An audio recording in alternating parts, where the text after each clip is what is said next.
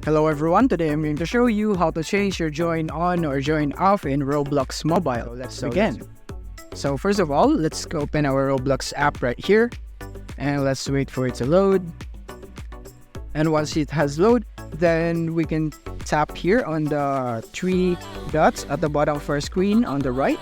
And from here, we want to go into settings, so scroll down until you see settings right here. So in my case, I'll tap on this one and now tap on privacy. And from here, it would load up a bunch of privacy options. So you would just need to wait for it to load. And from here, you want to scroll down until you see who can join me in experiences.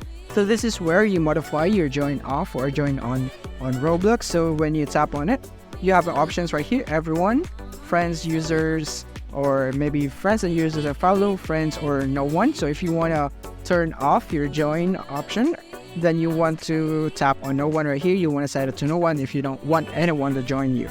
But if you want it to be as public as possible, then you can just go for everyone right here.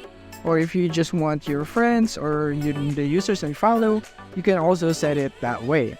And that's basically how easy it is to change your join on or join off in Roblox. If this video helped you out, don't forget to hit the like button and subscribe button so that you won't miss our future updates. Thank you for watching.